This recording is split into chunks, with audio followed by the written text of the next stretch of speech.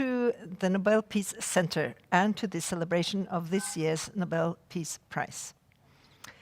It was awarded to the World Food Programme, and I'm sitting in the middle of the Nobel Peace Prize exhibition here in Oslo.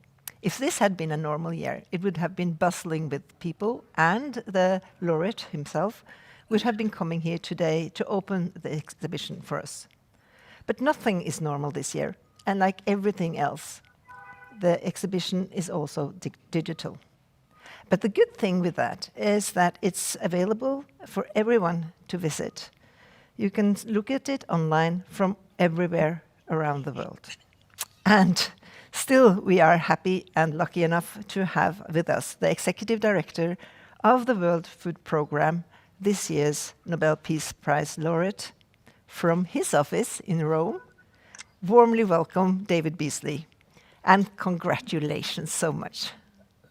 Thank you so much. Yesterday, you received the Nobel Peace Prize medal in a very different ceremony. And it's been 2 months since you learned that your organization was awarded the Nobel Peace Prize. How has these 2 months been for you? Oh my goodness, it's been amazing. I mean, just receiving the announcement was just amazing.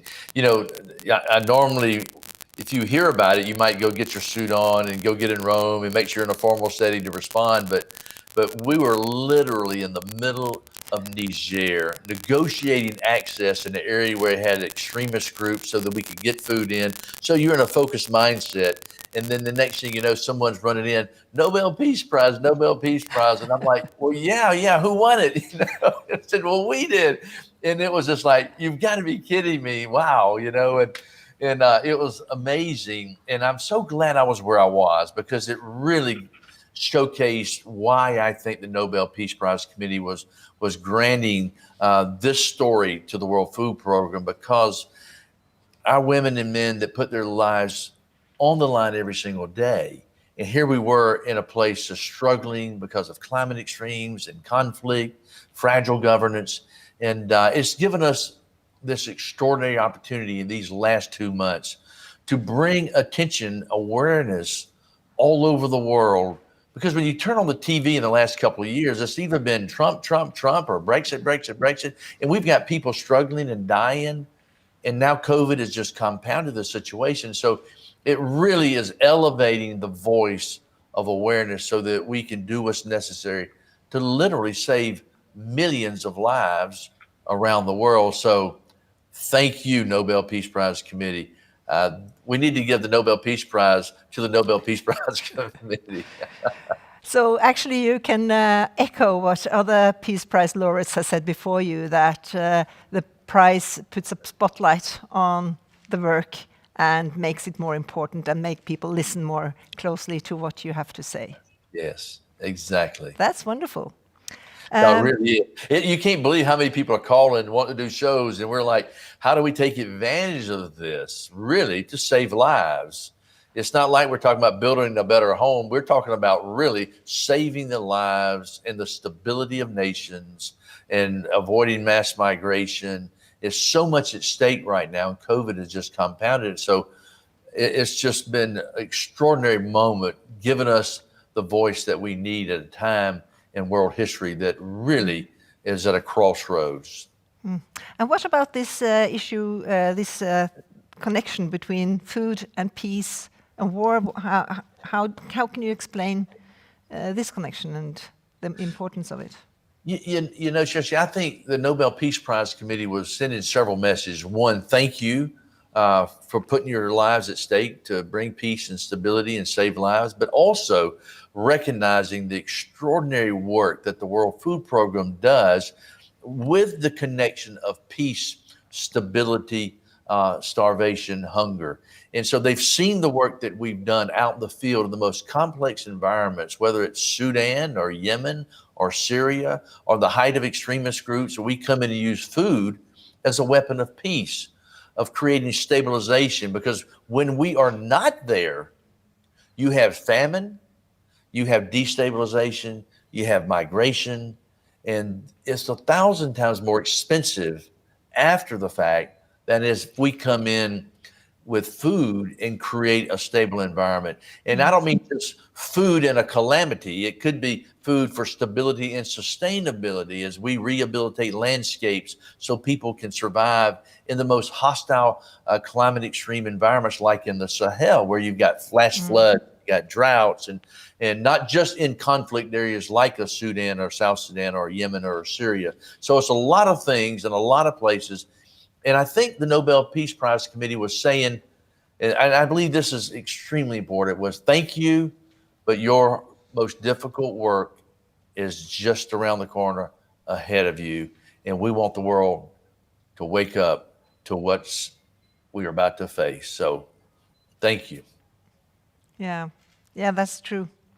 I, for myself, have learned a lot about the World Food Programme the last 2 months. The magnitude of your work. Actually, you assisted more than 100 million people last year in 80 countries. It must be a massive task to to work in very difficult circumstances with a very marginalized, vulnerable people. You're right. And when I arrived here about not quite 4 years ago, there were 80 million people on the brink of starvation, not chronically hungry. That number is about 690 million today, but literally marching to the brink of starvation. They don't know where the next meal is. That was 80 million when I arrived. Well, as of the end of last year, it was 135 million. Why did it spike so fast? And the answer is simple, really, man-made conflict. On top of that, number 2 is climate extremes. But now, as you pointed out, the number of people that we're assisting, COVID has doubled that number from 135 to almost 200, give or take 270 million people. So you can imagine we're out there assisting about 100 million people on any given day, week, or month. My goal when I arrived was to put the World Food Program out of business because we'd ended hunger, sustainable programs were no longer needed. And it's heartbreaking to see that we're now going backwards after just dozens of years of so much success, but our work is cut out for. But we get it done in the most incredible environments, whether it's a climate extreme, whether it's a war zone, whether it's extremist groups, whether it's a cyclone, whatever it may be. We adjust, we're fluid, we're flexible, efficient, effective. And here's what's beautiful about the women and the men in the World Food Program. You know, people always question, oh, the UN's not efficient. Well, I beg to differ as to the World Food Program. Because the men and women that work here, they know for every 25 cents they save, that's a meal for a child. And so everybody has that incentive because we don't have enough money. And when we don't have enough money, we have to choose which children eat, which children don't eat. It's terrible, Oh, it's heartbreaking. And when it's heartbreaking, particularly when you got $400 trillion worth of wealth today, there shouldn't be a single child going to bed hungry, much less starving to death. I so much agree with you. And we're so happy that this year's Nobel Peace Prize put the spotlight on your important work and the connection between food and peace that was also described by the Nobel Committee as a vicious circle. War leads to hunger, but hunger can also lead to instability and violence. And to explore this connection, we assigned or commissioned the very much acclaimed photographer Aïda Muluneh. She's born in Ethiopia, raised in Yemen, and has a background as a photojournalist for the Washington Post. Her works have been exhibited at MoMA, Smithsonian, and also here at the Nobel Peace Center.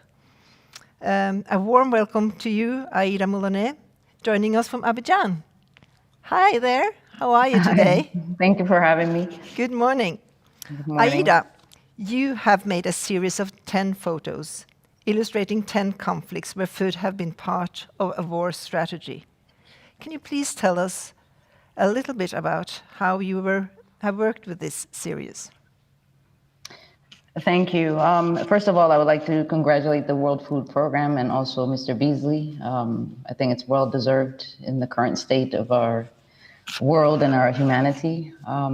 When this project actually, I received an email, and ironically enough, I've been watching closely what's been happening in Yemen, and I noticed that a lot of the media has sort of forgotten that there are people suffering in Yemen, and this is sort of a big question of our own humanity. So when I was asked to create the body of work, my first and primary focus was Yemen.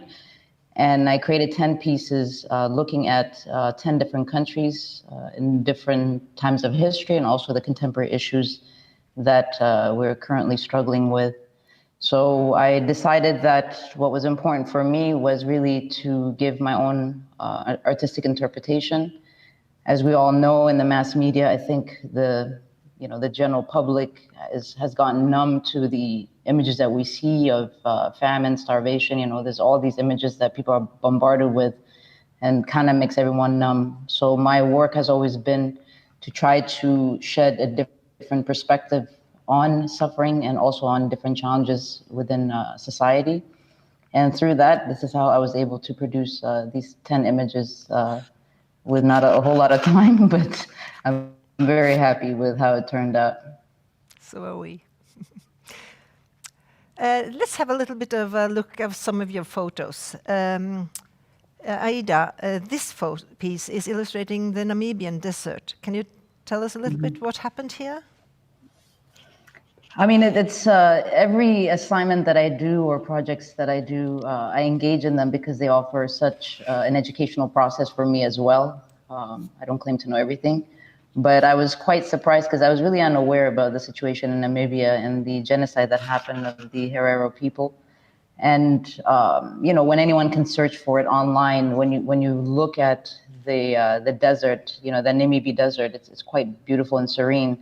But there's actually a dark history behind it. And so what I wanted to reflect was really, especially the emotional component. And what had happened was, within sort of the German tactics, they had pushed the Hereros into the desert and basically they starved to death out there. And I was trying for myself to imagine the emotional component of that, to watch other people around you dying, to know that there's no way for you to go back because you'll also be killed.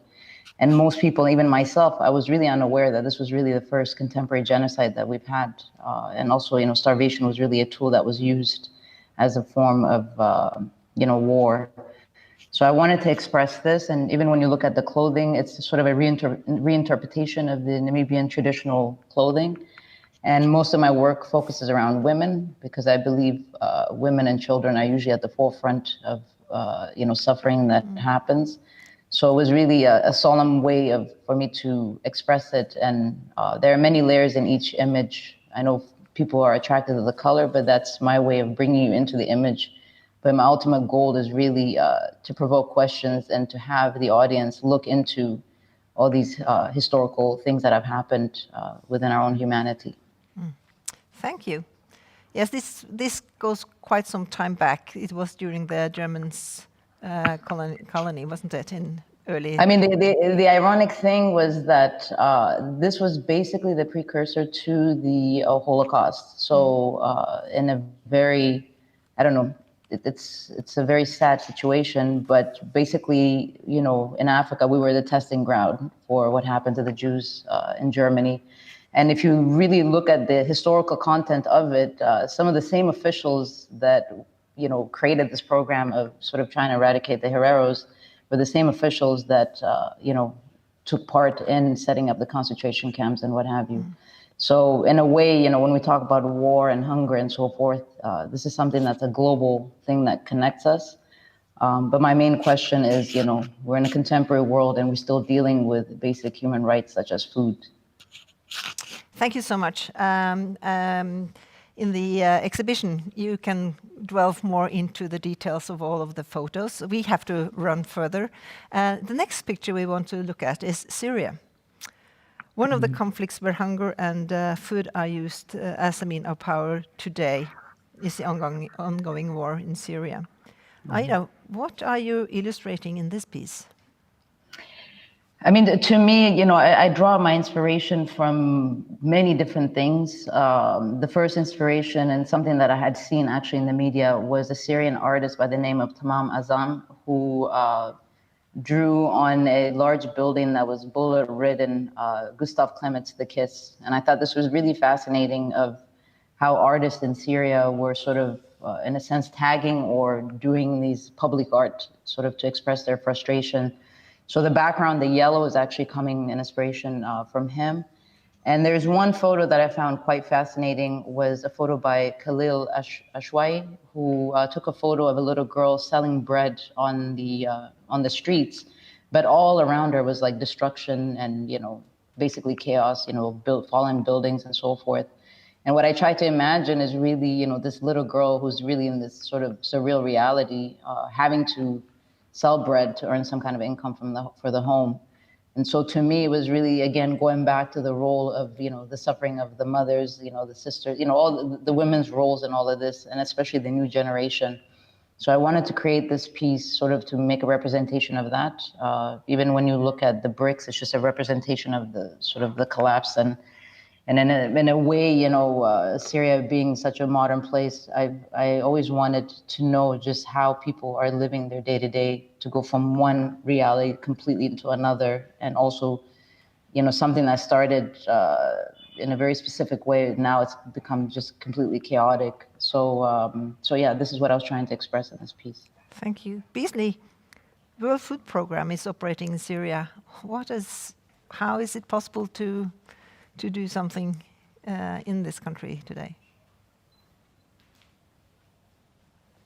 Is that to me?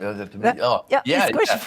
When I was so caught up into the picture, and I was in the rubble, and I've been to Syria many times, but we assist about 4.5 million people there right now, and that goes up and down. And it's a war that's been now for 9 or 10 years, and I think the international community, especially the European community, regretted that it did not get in advance of the conflict and prevent the war and stabilize. Unfortunately, because they didn't. And let me tell you, we feed a Syrian in Syria for about 50 cents. If that same Syrian were in Berlin or Brussels, the humanitarian support package is about 50 to 100 euros per day. So it's at least 100, not 1,000 times more expensive. And the Syrian doesn't want to be there. When you feed 100 million people on any given day, week, and month like we do, we know what people are thinking. We survey them, we talk to them, and people don't want to leave their home area. In fact, there's about 6.5 million people internally displaced inside Syria. There's another 5-6 million that have fled for their lives because they couldn't get food. They didn't have peace and stability. And we find out for every 1% increase in hunger, there's a 2% increase in migration. And so now, with 9 to 10 years of war, the food security situation is getting worse. So I think what Aida is portraying here, I've seen the rubble on the ground. I've seen the children struggling because they're no longer able to get the food they need in schools. And the war just continues to drain the lives out of the Syrian people. We need peace and stability.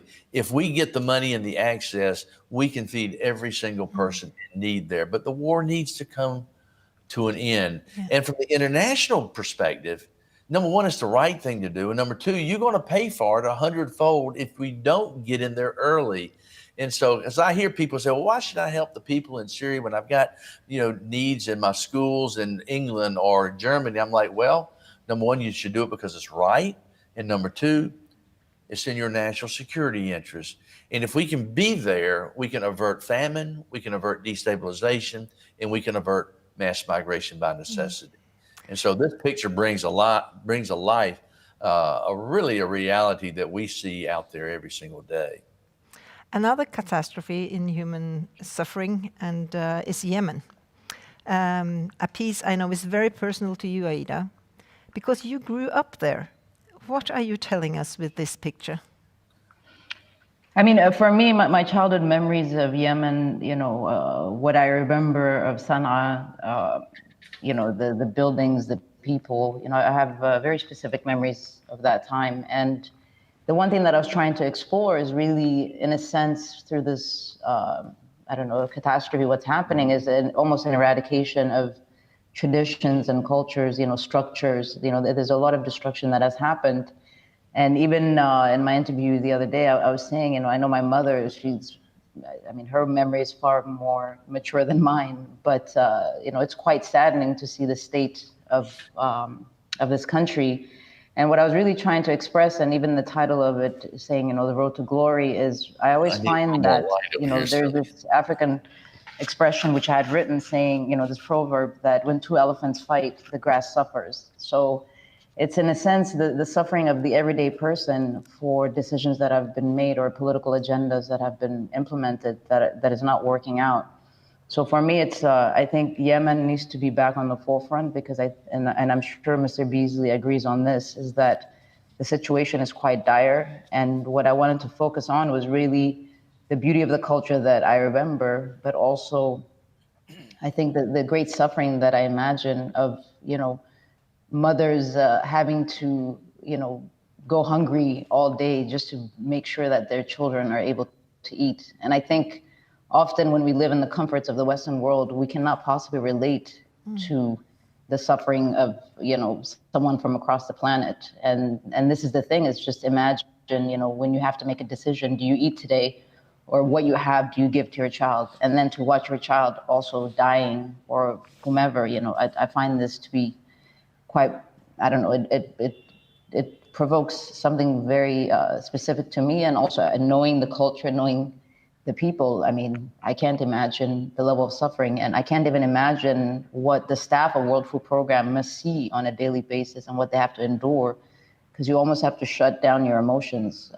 And these are the things that run through my mind when I'm creating these pieces. Beasley, Yemen, I believe, is your current largest operation in World Food Program, and something that you're very much concerned about. How is it emotional for your staff to work in a country like this? It's heartbreaking. You have a nation of about 29 million people. We're now assisting about 13 million people. And out of that 13 million, we're only giving half rations to many because of the lack of access and the lack of monies that we need. We need $150 million per month right now just to avert famine. It is about as bad as it gets. This is the worst humanitarian crisis on earth. It is absolutely a catastrophe. We have famine knocking on the door as we speak. I have so many heartbreak stories. I was in a hospital months back in Yemen, and I asked the doctor, and this was a children's, not a hospital, but part of the hospital was for children.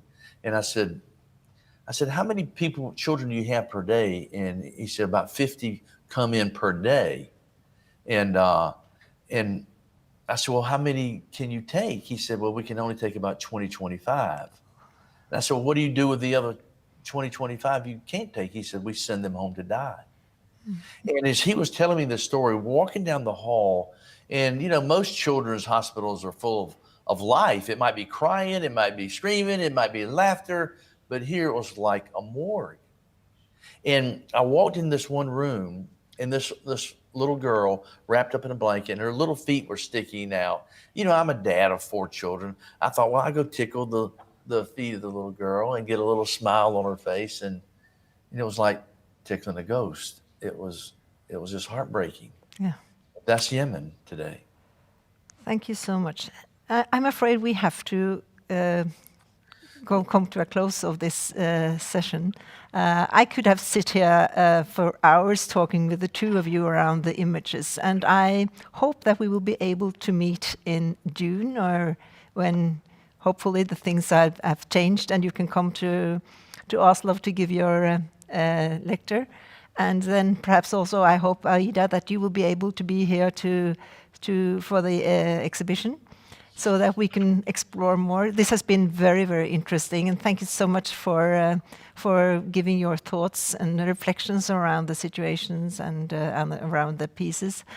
For me, these images really creates curiosity around situations, and I hope that will also be the case for our audience, so that they will be willing to go deeper into the situation and learn more and be more engaged. And we, for our sake, we will do our utmost to put our spotlight on the situation and the work of World Food Program in the coming months. So thank you so much for joining us this morning.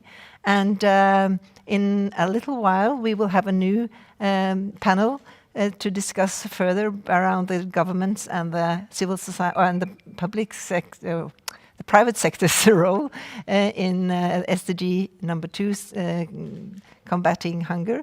So stay tuned. But first we will have a look at this little piece. Thank you.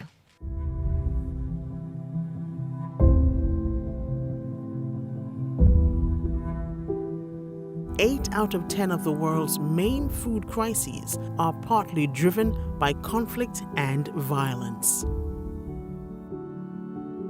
The 2020 Nobel Peace Prize awarded to the United Nations World Food Programme is a recognition of the important link between conflict and hunger and the critical role that food assistance plays in supporting the first step towards peace and stability.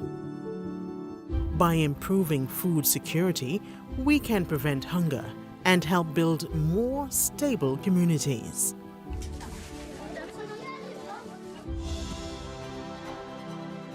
From supporting homegrown school meal programs to providing food to people in exchange for work on community assets like roads or dams, the World Food Programme uses food to promote stability, to help save lives during conflict, to help rebuild after conflict, and overall, to help build peace. Without peace, we cannot end world hunger.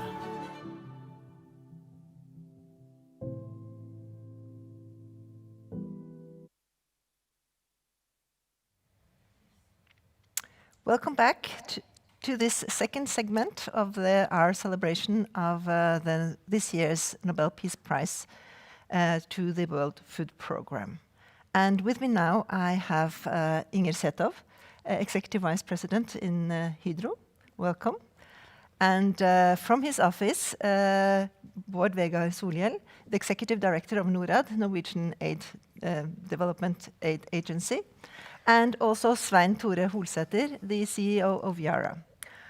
I guess we could have discussed at length what we just have heard, the pictures, the situation in these countries. We were just talking about it while we were, that it's quite taking. It really made an impression, yes. Wonderful. Make you reflect on how people live in these situations more than what we usually hear, perhaps. But now we're going to talk a little bit more about the SDG 2, Zero Hunger by 2030. And as we heard from Mr. Beasley, Bård Vegar, he was talking about how lack of attention makes it more difficult today to work and to deal with the situation. We heard that the number of hungry people are increasing, and we know that the COVID-19 has made us very much aware of our own problems, focusing and using lots of funds for dealing with the problems here in Norway and all over the world. We are kind of having new problems.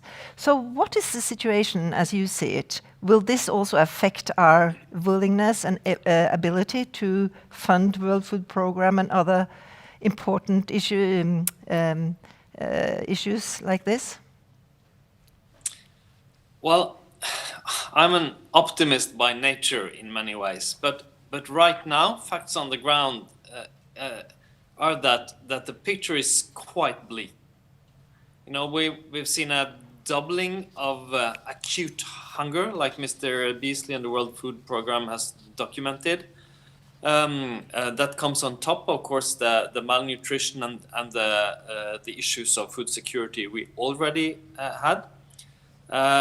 We've also been seeing, after a generation of progress, really, we've been seeing kind of a backlash now and a rise in extreme poverty. And that extreme poverty is people living for less than $2 every day. Just imagine how little you can buy for $2 in your country.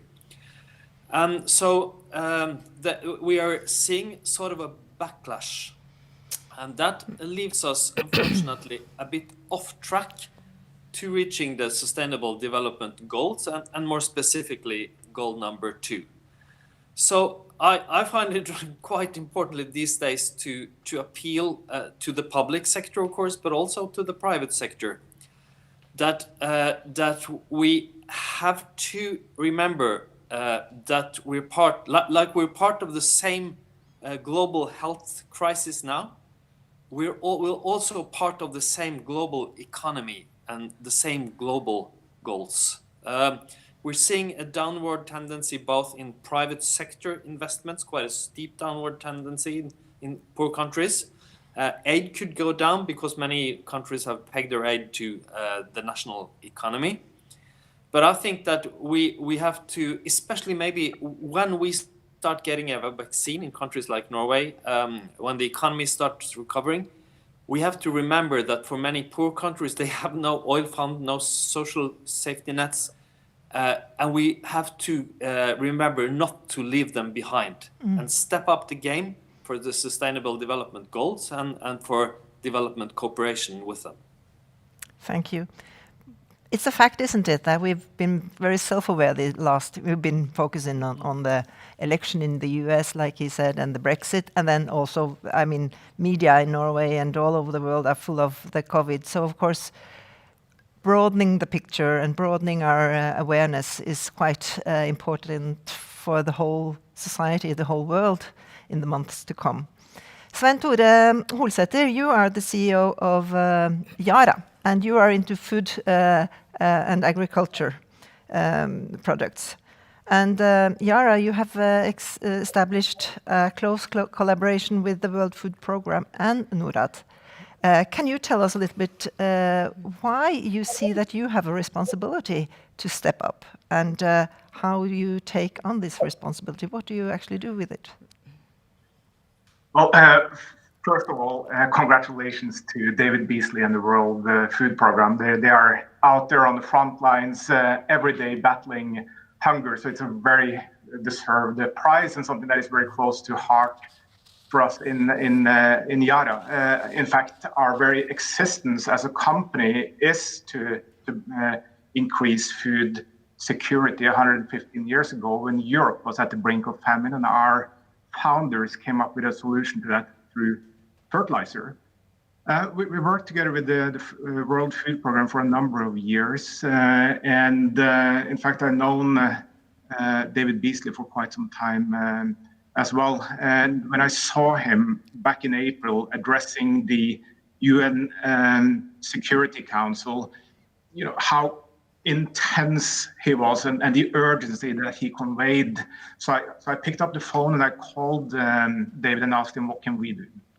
And he was really clear. You need to get your fertilizer out to the smallholder farmers. And I told him that, okay, we'll donate fertilizer, but let's do this together. You need to help us on the ground. And we also got the Norwegian government on board. And as a result of that, we were able to get 40,000 tons of fertilizer out to 250,000 smallholder farmers in Africa. And the extra yield from that is enough food to provide food for 1 million people for a year. And also with Norad, we've been working together for more than 15 years now in Tanzania and in Mozambique to create the food production corridors. So for us, this is really close to heart, and indeed our very mission or the purpose of why we exist as a company is to responsibly feed the world and protect the planet.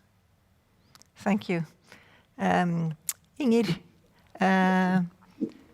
we know that hunger is closely connected with security and stability in societies. How does Hydro around the world, because you're operating in many countries, how do you see your role in societies where you operate? Thank you very much, Kjersti, for that question, and thank you very much for having me here, and also congratulations to a very, very worthy Peace Prize winner.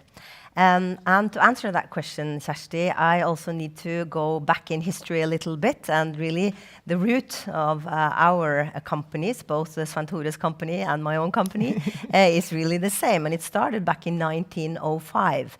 That was the time when some bold souls, Norwegian souls, actually found a way to develop the natural resources and the power assets of Norway, the waterfalls, and actually produce products that the world at the time needed to actually combat famine at the time. And what they realized is that they needed people, they needed workers to come to the area. And the workers came to the area of the valleys in southern Norway. The problem was they came there and there was no livelihood. There was no infrastructure, there was no housing, no food, no way to provide for a good life, which they all seeked at the time. So a lot of people who came, they actually left again, not because there weren't jobs, there were lots of things to do, but there was no viability of the local societies. So the founders of Hydro and of Yara actually realized something that is really key to what we're doing still today. They realized that businesses cannot succeed in societies that fail. So that was really a key learning that they learned very early on. So they built infrastructure, they built a society, they actually even built a cable car going up to the mountains, to the top of the mountains, to make sure that the workers actually saw the sun, because they realized that was important for their well-being. And when they did that, they didn't do it alone and just found a way to do it. They actually invited in the workers and even their families and local communities and sat down and thought and discussed, how do we do this together? And I think that's the key. How do we do this together to enable and empower the local communities to themselves promote and develop their own viability of their own local society. So now we see also the pride and the ownership among those local communities that still exist today. And we have now, 115 years later, that purpose still lives very much in us, to contribute to a viable society. So when we're now around the world in 40 different countries, also in very weak societies, 35,000 people we have, among them in Brazil, in northern Brazil, very weak society with a lot of lack of infrastructure, high teenage pregnancy rates, high illiteracy rate, and really high also crime rates. We are trying to do the same thing by establishing arenas for people to sit down and talk. Another great worthy Nobel Peace Prize winner, Nelson Mandela, who said that the best weapon is sit down and talk. So we're really living by that as well. And that's what we're trying to do now with a very concrete initiative called the Barcariana Sustainable Initiative, where we actually invite in people, we sit down, and we are really dependent on that public-private partnerships and really partnering up with the local communities to really create that ownership and engagement locally. It's all about local know-how and local ownership. I do think that we're better at that today than we have been, and actually seeing the profitability and sustainability go hand in hand. And I think that businesses in general are concerned with that, and they're stepping up to that reality. So I would like to throw the ball back to you, Svein Tore, and ask if you agree with me that businesses are more and more stepping up to that task. Yes, absolutely. Going back to March, when the pandemic hit with full force, I was faced with probably the biggest, or for sure the biggest challenge in my professional career, because in Yara we know that, the importance of our product. If we don't get the fertilizer out to the farmers for the season, the yields will drop by 50%.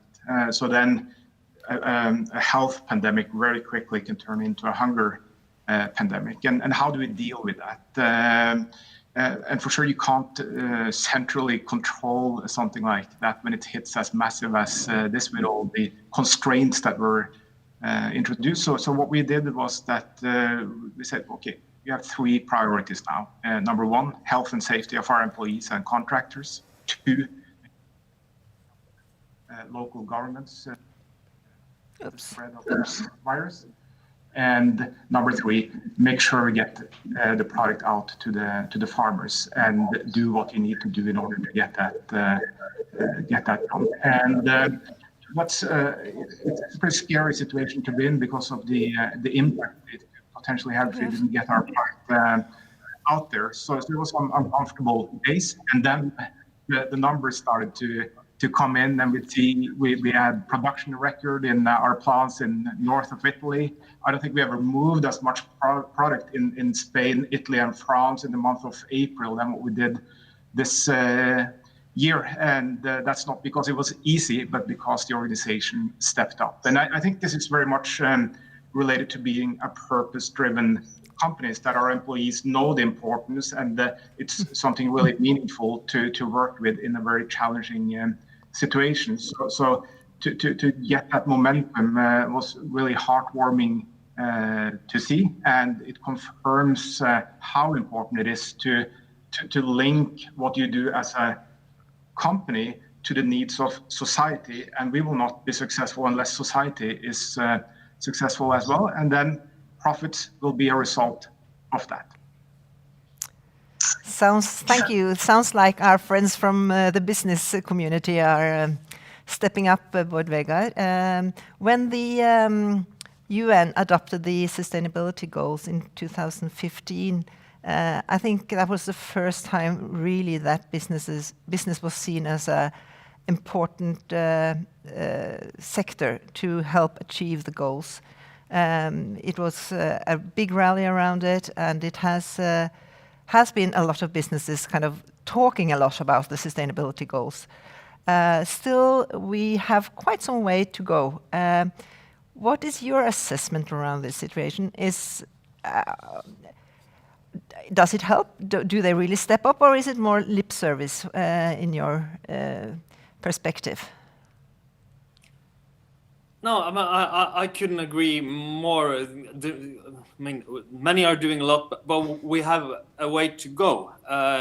Governments need to do more, companies need to do more, but I would also add that good partnerships is maybe key to doing even more.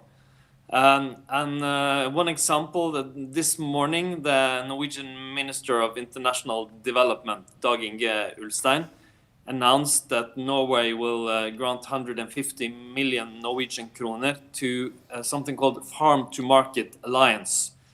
That's the World Food Program, the Nobel Peace Laureates cooperation with the private sector, for instance Yara, but also many others, mobilizing to do something about the food systems and the logistics that has to be created to actually get food to the market. And in Norad, we are now working systematically to look for good ways of doing partnerships with the private sector that can mobilize more capital to the Sustainable Development Goals.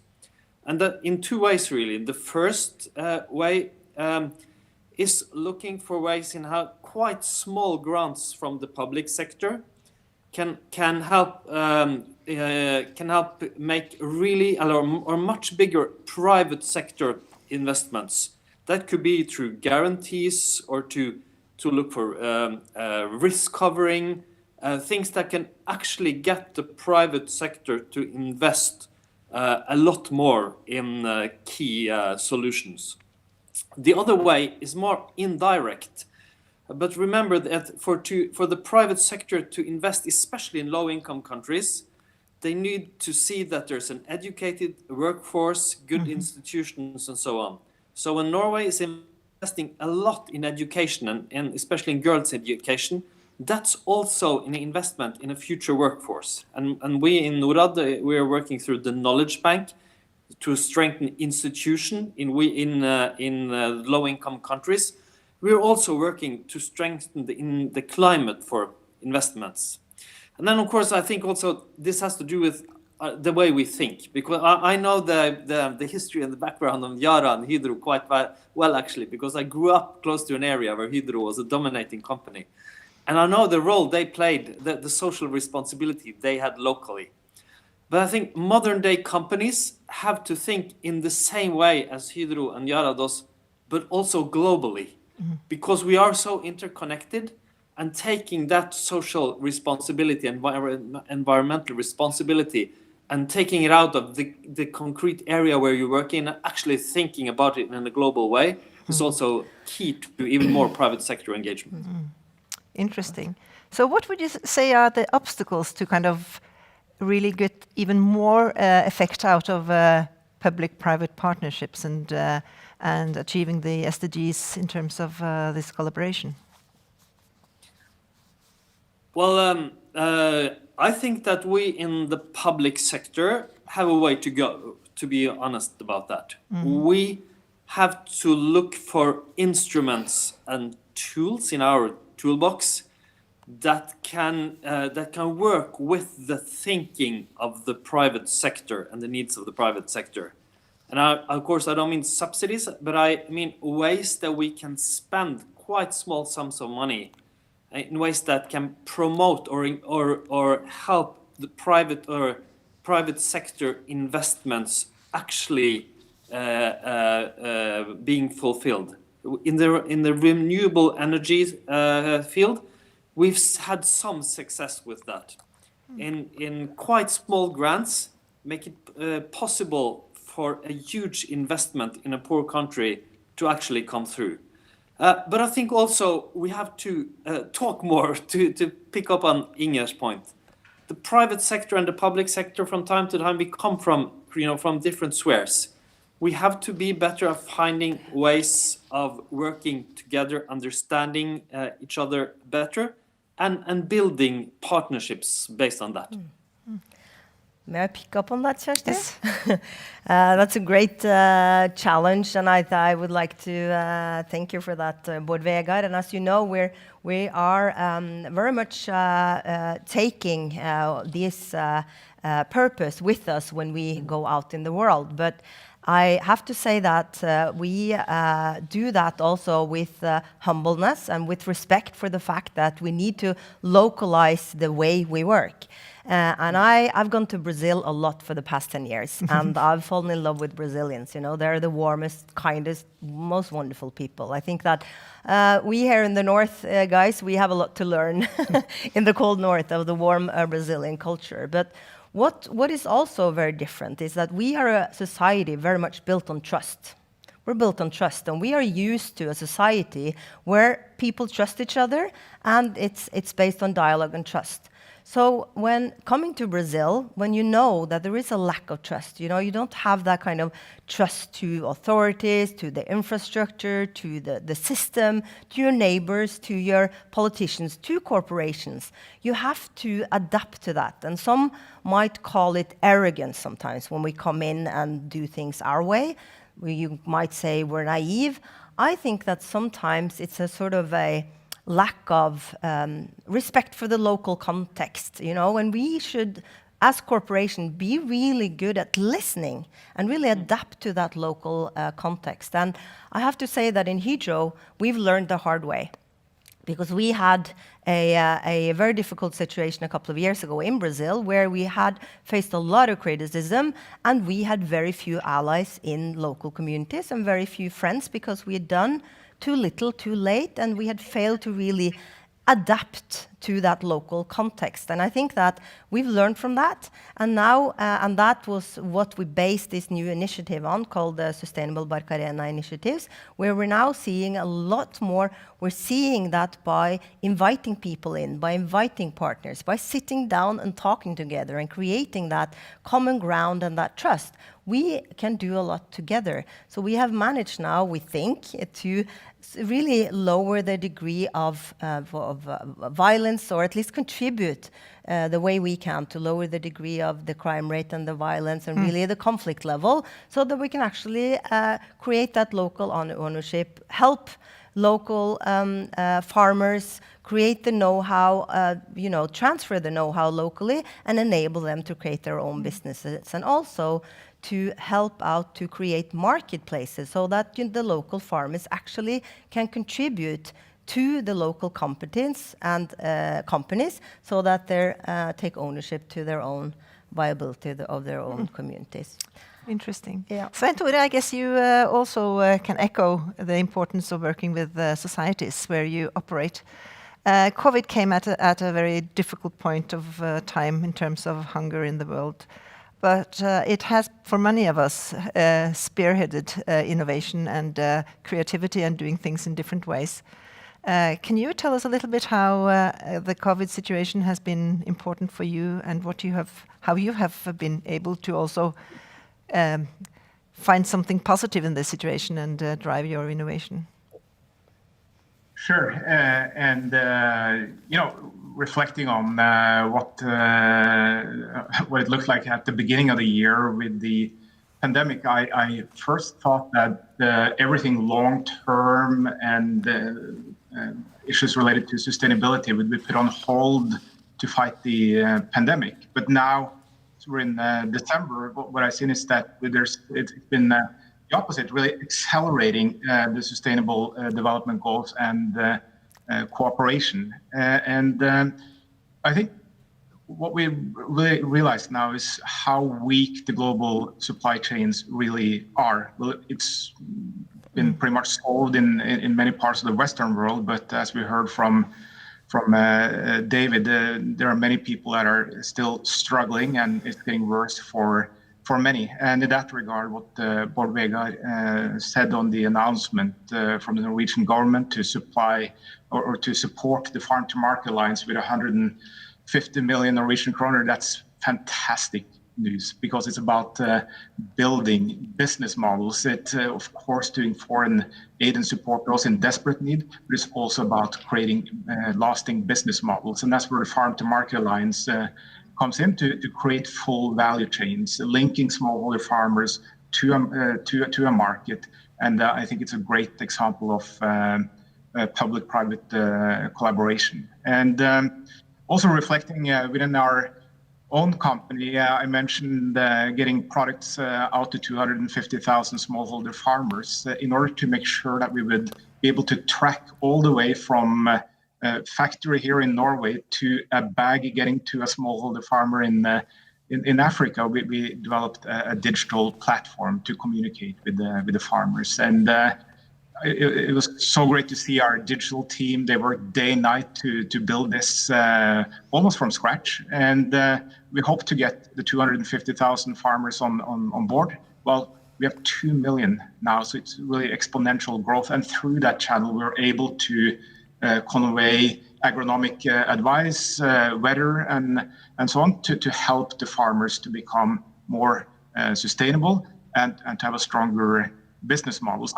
I think we were leaving in 2020 with definitely reflecting on this being an extremely difficult year for so many, but also a year where SDG number 17, partnerships for the goals, has been demonstrated, and hopefully we'll learn from this and accelerate this into the next years as well, and finding ways where we can work together across value chains to solve these challenges.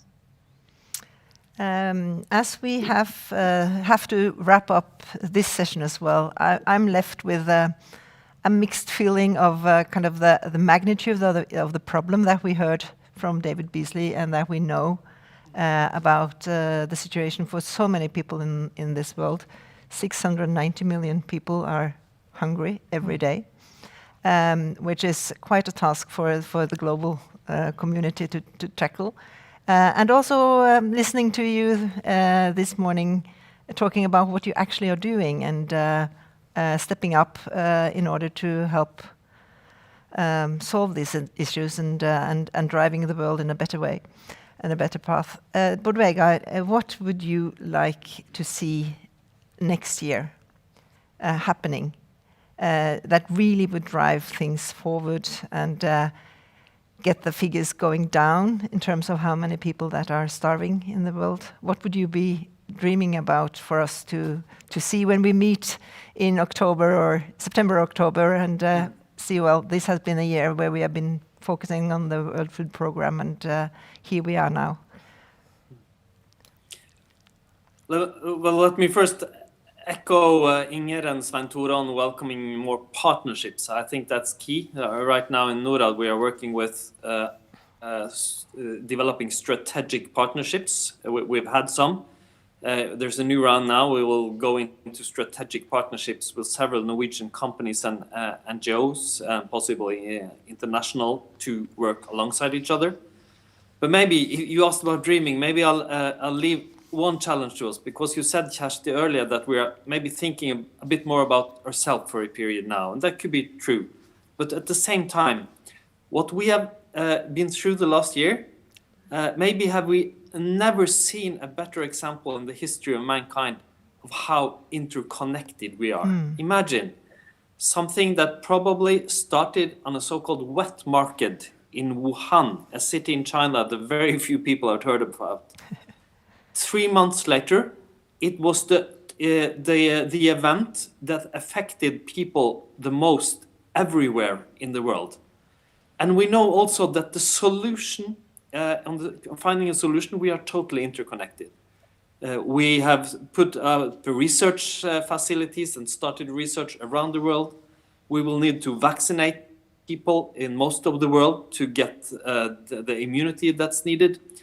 And I think that is something I would leave behind, that many of the challenges we have now are truly global. The climate challenge and the nature challenge, global health, but of course also food systems and the food challenge. And food is so interconnected with poverty, hunger, but also with the climate.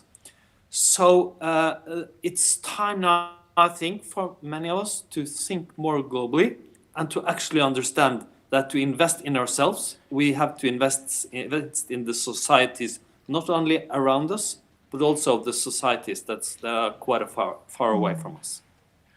I think that was a very nice closing of this morning's seminar. And thank you so much to Bård Vegar Solhjell, to Stein Tore Holsether, and to you, Inger Sethov, and also to David Beasley and Aïda Muluneh for joining us this morning. We at the Nobel Peace Center, we will have a celebration around the Nobel Peace Prize to the World Food Programme throughout next year until the next laureate will be announced. So we will have plenty of opportunities to discuss and explore this issue in the coming months. And we really do look forward to putting the spotlight on this very, very important issue for humanity and for human rights, for societies, for peace and security in the world. So thank you so much for joining us this morning. Thank you to the audience that has been watching, and I wish you a nice day and a good weekend. And I think we've all got something to think about, and to think that we are all part of the global society. I think you really pointed out very well, Bård Vegar, how interconnected we are. I talk with friends all over the world and they say, well, we sit in our home office and we all have the same experience these days, don't we? Much more than we ever had. So this, I agree with you, this gives us also an opportunity. We can talk around the globe in seminars like this, and it gives us a lot of possibilities also in solving the issues and problems that we have. So thank you so much, and be safe, take care, and keep distance with your binders on. So Thank you. Goodbye for now. Thank you so much. Thank you.